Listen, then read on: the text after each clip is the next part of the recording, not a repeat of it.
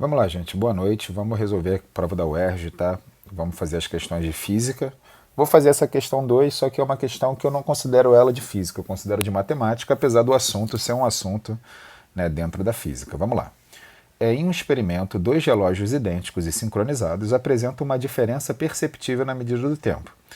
Um dos relógios se encontra em repouso, enquanto o outro está em movimento a uma velocidade escalar v constante, próxima à velocidade escalar c da luz. Segundo a teoria da relatividade de Albert Einstein, entre o intervalo de tempo ΔT1, medido pelo relógio em repouso, e o intervalo de tempo ΔT2, medido pelo relógio em movimento, observa-se a seguinte relação. Então ele dá a equação para a gente. Essa equação eu já escrevi ali embaixo, só que eu tirei da nossa equação, né, uma parte. A gente vai resolver essa parte separadamente para não ficar muito bagunçado ali dentro da raiz. Considere que o deslocamento do relógio à velocidade, né, esse relógio vai se movimentar com velocidade 12c sobre 13 durante um tempo de 10 segundos. Logo, o tempo ΔT1 em segundo decorrido no relógio em repouso é igual a... O que a gente vai fazer? Vai substituir na equação o v por 12c sobre 13 e o ΔT2 por 10 segundos. Então, cara, já substituiu o ΔT2, se você dá uma olhadinha aqui, ó, o ΔT2 já foi substituído, e na parte que tem ali v ao quadrado sobre c ao quadrado, eu não fiz a substituição. Eu vou deixar para fazer depois, isso é uma questão de organização. Se você coloca tudo dentro ali da raiz e começa a resolver, a sua conta vai ficar muito grande, então às vezes é melhor você destacar, resolver e depois inserir na raiz. Então eu vou fazer isso, tá? Antes da gente resolver ali dentro da raiz. O que eu vou calcular primeiro? Primeiro eu vou calcular o v ao quadrado. Então, ó, vou até mudar a cor, vou fazer verdinho aqui, ó. O nosso v ao quadrado vai ser igual a 12c sobre 13 ao quadrado. Se a gente eleva isso ao quadrado, a gente está elevando cada termo dentro do parênteses ao quadrado. 12 ao quadrado, 144, c ao quadrado é c ao quadrado, e 13 ao quadrado, 169, tá? Agora, o que a gente vai fazer? Vai dividir, né, o v ao quadrado por c ao quadrado. Então, quando eu pego aqui e divido v ao quadrado por c ao quadrado, eu tenho que tomar cuidado, porque ó, aqui eu vou manter c ao quadrado. Em cima vai ficar 144c ao quadrado sobre 169. Você vai ver que no final das contas a gente só vai cortar o c ao quadrado com c ao quadrado, porque isso aqui é uma divisão de fração. Eu vou manter o primeiro e vou multiplicar pelo inverso do segundo. Então aqui vai ficar 169, que multiplica, né, 1 sobre c ao quadrado. O que eu faço? Eu vou pegar aqui, né, vou cortar o c ao quadrado de baixo com c ao quadrado de cima. Nós vamos ter aí como resultado da nossa continha que v ao quadrado sobre c ao quadrado é igual a 144 por 169. Né? Vamos substituir agora isso aqui dentro da nossa conta em azul. Né? Então eu vou pegar aqui e vou botar 1 menos 144 sobre 169. Nessa subtração a gente vai tirar o MMC. E o MMC entre 1 e 169 vai dar 169. Então a gente faz um MMC entre os denominadores. E aí quando a gente for resolver, a gente vai chegar à conclusão que esse MMC vai dar 169. Então a gente vai ter o seguinte, ó, o nosso ΔT1, que é o que a gente quer descobrir, vai ser igual a 10, né, sobre a raiz quadrada. Vamos lá, raiz quadrada. Se aqui o nosso MMC, né, vai ser multiplicar por 169, a gente vai ter 169 menos 144 dividido por 169. Vamos fazer essa conta aqui agora. Ó. Fazendo a continha, a gente vai ter o seguinte, o nosso ΔT1 vai ser igual a 10 ainda no nosso numerador. Se eu subtrair 169 de 144, vai dar 25. Então é raiz quadrada de 25 sobre 169. Tirar a raiz quadrada de uma fração é tirar uma raiz quadrada do numerador e do denominador. Então aqui a gente vai ter que o nosso ΔT1 vai ser igual a 10 dividido por raiz quadrada de 25 dá 5, raiz quadrada de 169 dá 13. Vou repetir o primeiro, multiplicar pelo inverso do segundo. Então, vou multiplicar agora por 13 sobre 5. Posso simplificar o 10 com 5. Vai ficar 1 embaixo, 2 em cima.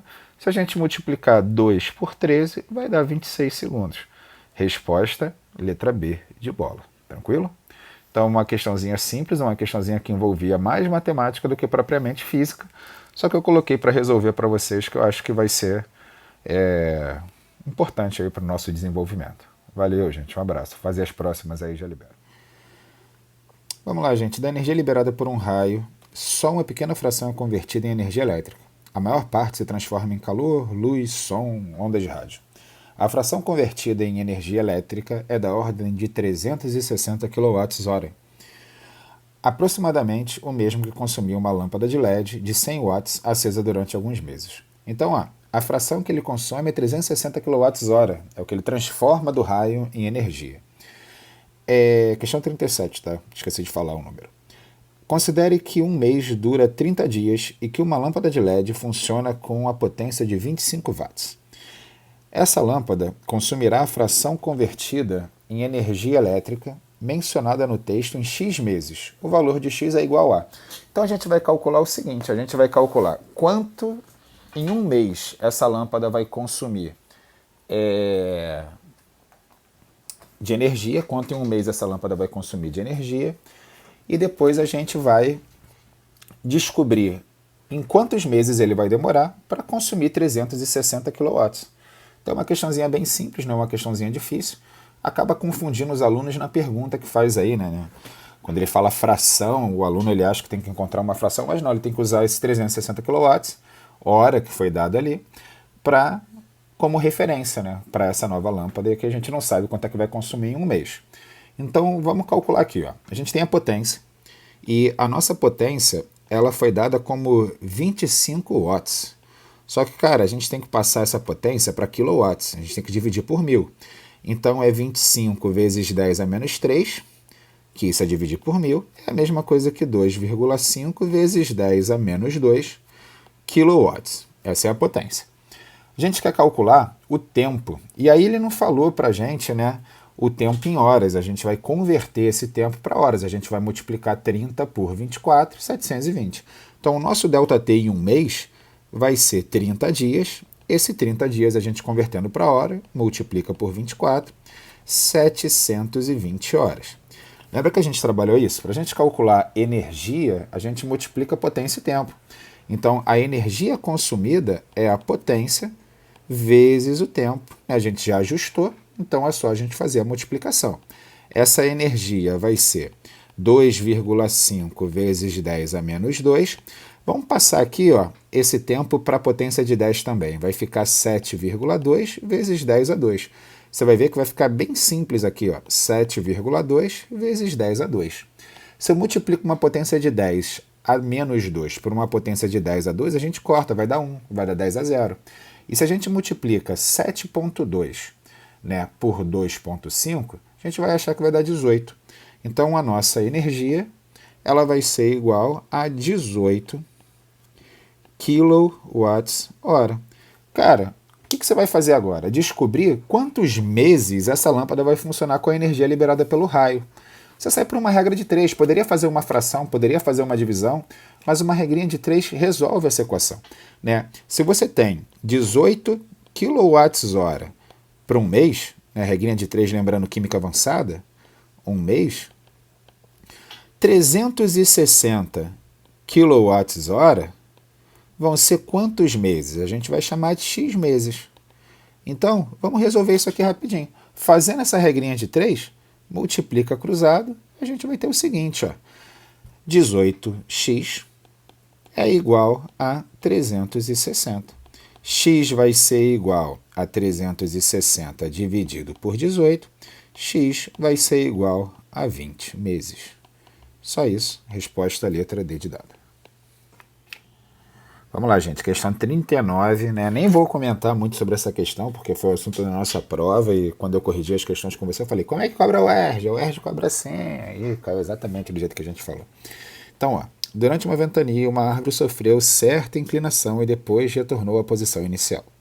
Nesse processo, um de seus frutos foi projetado e submetido à ação exclusiva da gravidade, descrevendo um arco de parábola.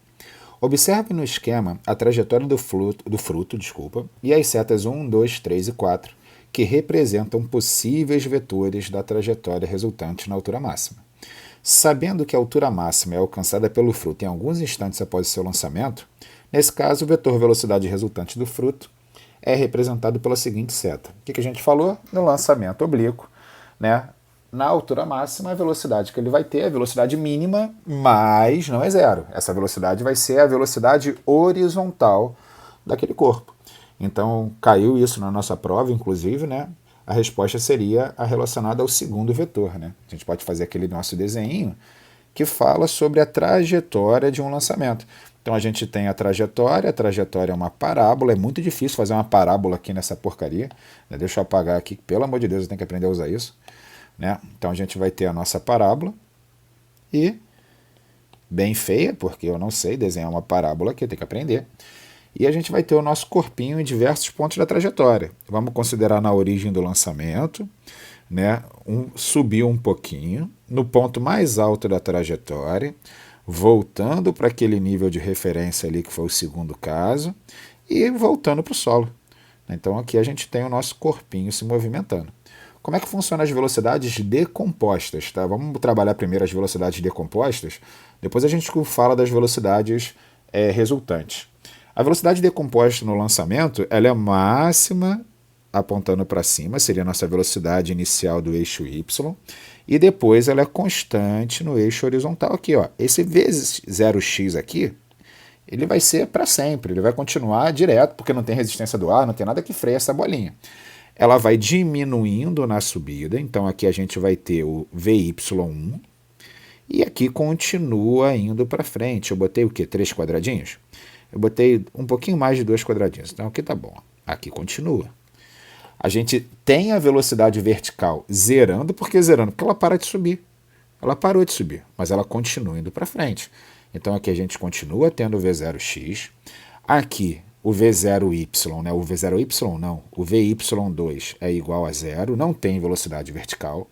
Agora, ela continua indo para frente com a mesma velocidade, V0x vai um pouquinho para baixo. Aqui a gente tem a velocidade no eixo Y3. E quando ela volta para o solo, ela volta com a velocidade em módulo igual a que ela foi lançada. Então aqui ela vai ter uma velocidade, né, em módulo igual a V0y. Eu vou botar aqui, ó, em módulo igual a V0y. E para frente continua com V0x. Se você parar para reparar, quando chega na altura máxima, aqui ó, na altura máxima, eu vou desenhar uma retinha aqui, ó. Vermelha não, que vermelha vai ficar ruim. Uma retinha amarela aqui, ó. Na altura máxima, ela está com uma velocidade horizontal. Uma coisa que é importante, no lançamento, e aí para qualquer movimento, tá, gente? Grava isso. Para qualquer movimento, a velocidade resultante é sempre tangente à trajetória. Então, se você gravasse essa definição de velocidade resultante é tangente à trajetória, a única opção de resposta, independente do ponto que ele pedisse, né, seria aquela reta que vai ser tangente ao ponto que o corpo se encontra, a trajetória onde o corpo se encontra, né, a posição na trajetória onde o corpo se encontra. E aí só teria a opção 2 da mesma forma, tá? Demorei para resolver a questão, não precisaria demorar esse tempo todo, até porque a gente resolveu isso bastante na nossa sala, mas a resposta aí, número 2, muito parecida com o que a gente cobrou na prova. Vamos lá, gente. Ó. Para aumentar a eficiência energética de um caldeirão industrial, pesquisadores realizaram um teste que verificou a expansão volumétrica de uma amostra de gás ideal em função da temperatura. Observe os resultados no gráfico.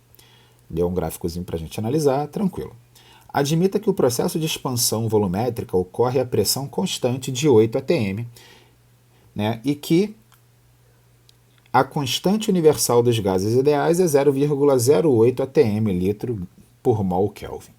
Ao atingir a temperatura máxima, o número de mols da amostra de gás corresponde a Cara, atingir a temperatura máxima é analisar gráfico. Você vai analisar o ponto do gráfico onde a temperatura é máxima, 600. Então, olha as informações que a gente tem, né? Vamos voltar para aquela organização de preto e separar os dados que foi dado no problema.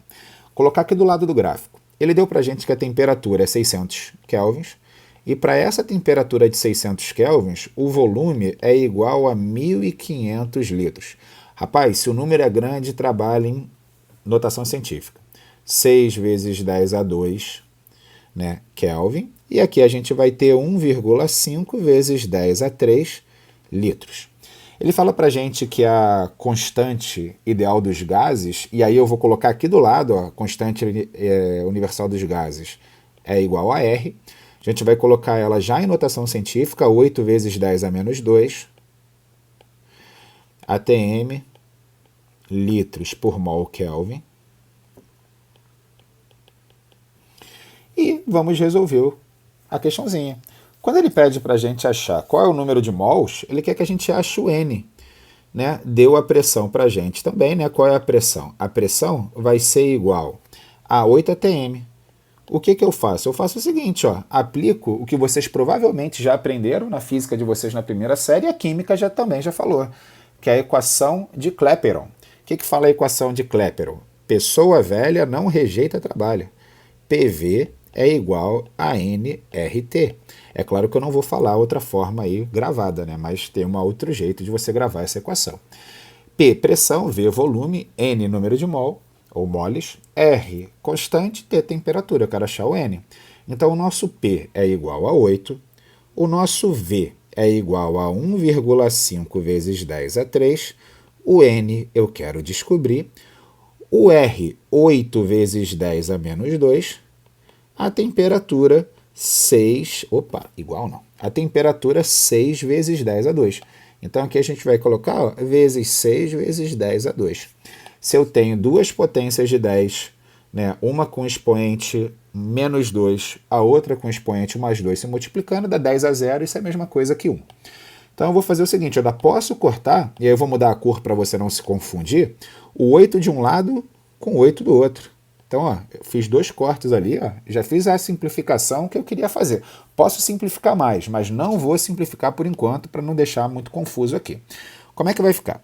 Vai ficar 1,5 vezes 10 a 3 é igual a 6 vezes n.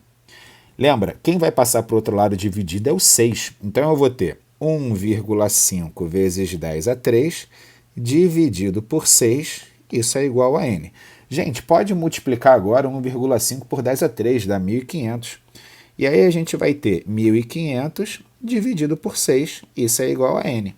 Se eu dividir por 3 em cima e 3 embaixo, vai ficar 500 dividido por 2. 500 dividido por 2, o número de mols é igual a 250. Então a gente tem aí, ó, 250 mols ou 250 moles. Resposta letra D de dado. Fechamos a correção aí da UERJ, última questão. Vamos lá, gente. Em determinadas condições, nanopartículas podem ser impulsionadas como um foguete pela simples interação com o meio. Admita que em um dado instante, uma dessas partículas com massa de 9 vezes 10 a menos 26 kg adquire velocidade de 2 vezes 10 a 2 metros por segundo. Com base nessas informações, a ordem de grandeza da quantidade de movimento dessas partículas é igual a... Cara, quantidade de movimento é uma matéria que a gente ainda não comentou, mas na primeira série vocês já trabalharam. É uma matéria bem importante para a UERJ, é uma matéria que cobra com bastante frequência para a UERJ e provavelmente no projeto vocês resolveram questões de quantidade de movimento. Vamos separar o que foi dado. Foi dada a massa, né? Então a massa ela é igual, deixa eu botar mais fina aqui a caneta, a massa ela é igual a 9 vezes 10 a menos 26 quilogramas. Foi dada a velocidade, e a velocidade foi 2 vezes 10 a 2 metros por segundo. O que ele quer? Quantidade de movimento, que a gente vai chamar de Q. Q de quantidade de movimento, não de calor, tá? É chamada da mesma forma, de quantidade de calor, mas medida de grandeza diferente. Deixa eu só apagar esse M aqui, que o meu toque não permite que tenha esse M grosso junto com as letras fininhas. Vamos lá, botar o M aqui fininho. Fiquei também de botar as coisas de preto, né, o que foi dado, mas acabei botando de azul. Então não tem problema, Vou fazer a resolução de vermelho. Desculpa por não seguir um padrão aí, tá de noite, eu tô com sono, mas vou resolver isso aí para vocês. Tô sempre com sono, né? Hoje eu tô com sono mesmo. Vamos lá. Quem é a quantidade de movimento? A quantidade de movimento na física, ela é calculada como o módulo dela, tá? É calculada como massa vezes velocidade. Cara, eu dei a massa e dei a velocidade. Então, para eu calcular a quantidade de movimento, a gente vai multiplicar 9 vezes 10 a menos 26 por 2 vezes 10 a 2. Quando multiplica 9 por 2, a gente vai ter 18. Quando multiplica 10 a 26 por 10 a 2, multiplicação de potência de mesma base, repete a base, soma os expoentes. Então fica 10 elevado a menos 24. Para escrever a ordem de grandeza, a gente tem que fazer o quê? Tem que escrever em notação científica. Então, para fornecer a ordem de grandeza, a gente tem que escrever a notação científica. Então, vai ficar 1,8 vezes 10 elevado a menos 23. Agora, o que eu faço? Lembro da ordem de grandeza. Na ordem de grandeza, a gente tem que olhar o número em notação científica. O que é um número em notação científica? É um número vezes uma potência de 10. O que a gente faz? A gente faz o seguinte, a gente analisa esse númerozinho aqui, que multiplica a potência de 10. Tem duas condições. Se esse número for menor do que 3,16, a nossa ordem de grandeza é a nossa própria potência de 10. Se esse número for maior ou igual a 3,16, a nossa ordem de grandeza vai ser a potência de 10 acrescida de 1. Cara, mas esse número é 1,8 e 1,8 é menor que 3,16. Então, a ordem de grandeza desse número aqui que a gente está trabalhando vai ser a própria potência de 10, que é 10 a menos 23. Tá? Resposta letra D novamente. 10 a menos 23. Vamos lá, gente. Segunda questão que a gente vai resolver hoje, né, vai ser a questão 5. E a questão 5 ela fala basicamente o seguinte. Primeira questão de física, realmente, da UERJ, vai trabalhar uma questãozinha de velocidade média, velocidade constante, né? A gente pode sair pela equação da velocidade média, que é uma questão até bem simples. O menor tempo medido em laboratório ocorreu na escala zeptossegundos e corresponde ao intervalo de tempo ΔT em que uma partícula de luz percorre a distância que separa os centros atômicos de uma molécula de hidrogênio. Uma unidade de zeptossegundo equivale a 10 a menos 21 segundo. Admita que a velocidade da luz seja de 3 vezes 10 a 8 metros por segundo e que a distância entre os centros atômicos de uma molécula de hidrogênio seja 7,2 vezes 10 a menos 11 metros. Nessas condições, no referencial da partícula de luz, o valor de ΔT em zeptossegundos é igual a... Então a gente quer saber qual é o tempo que demora para essa partícula percorrer a distância que foi dada. Gente, probleminha de velocidade média, probleminha de ΔS, ΔT e Vm. Né? Vamos considerar que essa velocidade média, claro, seja uma velocidade constante e que seja a própria velocidade da luz. Vamos separar os dados que foram dados na questão. Quando eu separo o dado, eu sempre separo esses dados de preto, né, e vou substituir a resolução, a gente vai fazer de azul. A velocidade que foi dada foi uma velocidade de 3 vezes 10 a 8 metros por segundo, velocidade da luz no vácuo. A gente tem aqui que o nosso ΔS vai ser igual a 7,2 vezes 10 a menos 11 metro. E nós queremos saber qual é o ΔT. Então a gente pode sair por triângulo mágico, né? Vamos lembrar o triângulo mágico aqui rapidinho. Triângulo mágico é aquele triângulozinho que a gente aplica as equações, né, da velocidade média sem precisar montar a fórmula. A gente coloca velocidade, ΔS, ΔT, tapa aquilo que você quer saber, né, que você quer descobrir, e o que sobra é a equação pronta. Se eu tapar com o dedo ΔT, vai ficar o ΔS e a velocidade. Então o nosso ΔT é igual a ΔS dividido pela velocidade. Vamos a isso então. Se eu esconder o ΔT, que é o que eu quero descobrir, vou passar a caneta azul aqui em cima do ΔT, quem vai ser o nosso ΔT? O nosso ΔT vai ser igual ao nosso ΔS, um embaixo do outro divide e um do lado do outro multiplica. Como está embaixo do outro, divide sobre a velocidade. O nosso ΔT vai ser igual, vou fazer aqui para baixo, o nosso ΔT vai ser igual ΔS, 7,2 vezes 10 a menos 11, dividido pela velocidade, que é 3 vezes 10 a 8. Né? Quando a gente divide 7,2 por 3, dá 2,4. Então, aqui, ó, essa simplificaçãozinha aqui vai deixar o 2,4 em cima e vai deixar o 1 embaixo. Cara, se você parar para prestar atenção, acabou aí a questão. Porque o nosso ΔT vai ser 2,4 vezes uma potência de 10. E a única resposta que teria o 2 e o 4 como opção seria a letra C. Então aqui a nossa resposta seria a letra C na prova. Mas vamos desenvolver a matemática para a gente entender aí o desenvolvimento. O nosso ΔT então vai ser igual a 2,4. Se a gente divide potências de mesma base, a gente repete a base e subtrai os expoentes. Então aqui a gente tem 10a menos 11 menos 8. Estou subtraindo os expoentes. O nosso ΔT vai ser igual a 2,4 vezes 10 a menos 19. Eu tenho que transformar, né, essa potência aqui, que é 10 a menos 19, em 10 a menos 21. Porque 1 zeptosegundo é igual a 10 a menos 21. Então, para transformar isso aqui, né, para diminuir o expoente dessa potência de 10, eu tenho que andar com a vírgula para a direita. Cada casa que eu ando para a direita subtrai 1 da expoente da potência de 10. Então, para virar 10 a menos 21, eu tenho que multiplicar, né, tenho que andar 2 casas para a direita, e aí eu vou subtrair 2 do expoente ali. Então, eu teria o seguinte, nosso ΔT vai ser igual a 240 vezes 10 a menos 21. Sendo que 10 a menos 21 é o que a gente chama de zeptosegundos. Então, 240, como é que a gente lê isso aqui? Zeptosegundos. Resposta, letra C.